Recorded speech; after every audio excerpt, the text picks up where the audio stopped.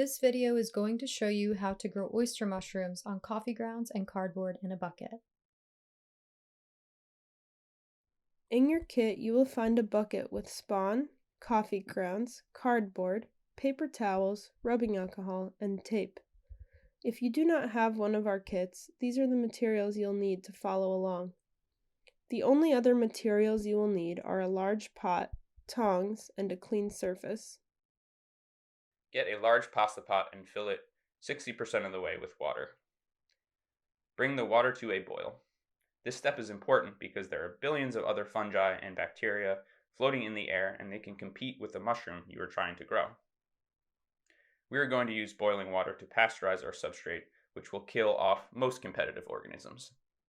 Take out your bag of coffee grounds and pour them into a bowl or container that will give them enough room to expand once you pour water over them. Prepare a clean area on the counter, sink, table, or floor to lay the wet cardboard out to cool. If you are worried about the surface you will be cooling the cardboard on, you can place a clean towel or something else down to rest the cardboard on top. Rip off some paper towels and set the rest to the side to use later. Pour some of the rubbing alcohol onto the paper towels and use this to wipe down the surface of your work area and the area where you will be laying down your pasteurized cardboard to cool. This will help to keep the cardboard free of any new contaminants after you've pasteurized it. Once the water is boiling, carefully dip your pieces of cardboard into the hot water. Then, lay the wet pieces of cardboard out on your prepared surface to cool. Pour the remaining hot water onto the coffee grounds in the bowl you prepared earlier. Leave the coffee grounds to steep in the hot water for a few minutes. Make sure the coffee grounds are submerged completely underwater. Use the paper towels and rubbing alcohol in your kit to wipe down the inside surface of your bucket and hands.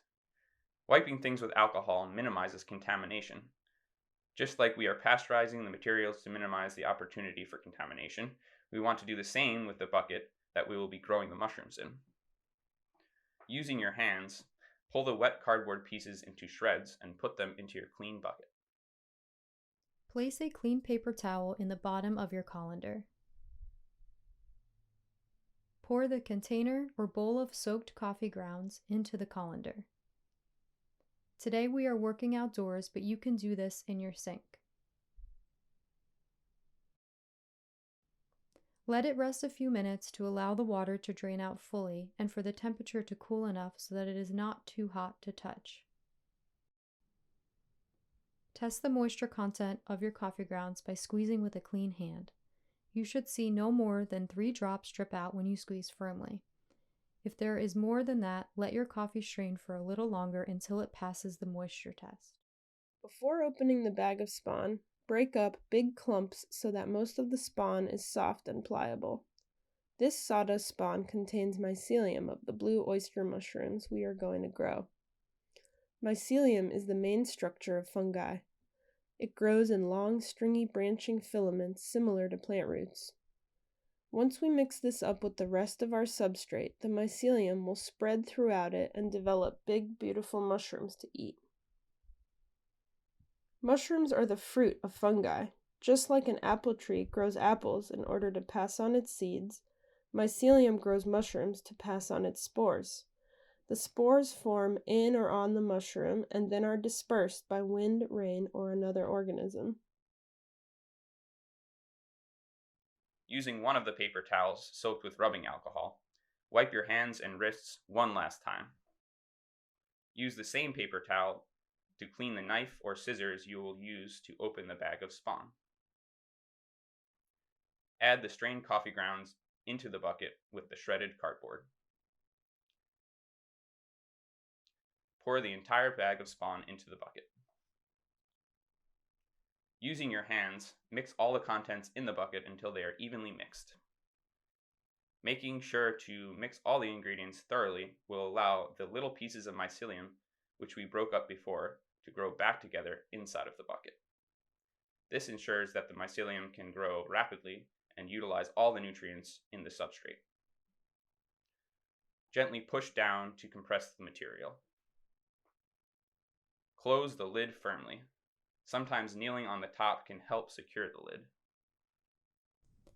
Rip the paper towels into squares big enough to generously cover the holes on the outside of the bucket. Rip off a few strips of tape and place the paper towel square over the hole. Place the tape around the outside edges of the square so that the paper towel is adhered to the bucket covering the hole. Repeat this step for every hole. Make sure to label your bucket with the date, type of mushroom, and any other information you want to record. Keep your bucket somewhere in the house with temperatures between 55 to 70 degrees. In a warm environment, the process will be faster. In cold, it will be slower. Make sure to keep the bucket away from heating vents. In around 5 to 7 days, you can open the bucket lid to check on your growth. You will likely see little white strands starting to form in and around the cardboard and coffee grounds. After 14 days, keep a close eye out for pins that will emerge through the filter patch. Pins are baby mushrooms forming. Once you see the pins forming, it's important to start watering. Use a spray bottle to mist the pins twice a day. Mushrooms grow fast. You will see them go from the pinning stage to full maturity in just a couple of days. You will know the mushroom is at a good stage to harvest when it looks mature and the curved edge feels similar to the curve at the top of your ear. You can harvest at any stage, but the mushrooms tend to keep the longest if you harvest at the stage described. To harvest your mushrooms, twist and pull the whole cluster. Keep a close eye on your bucket. It may continue to produce mushrooms for you to harvest. Once you are done with your bucket, you can compost the materials or add them to a garden or planter box in your area. You can learn more by visiting mushroomshed.us or following us on Instagram @mushroomshed.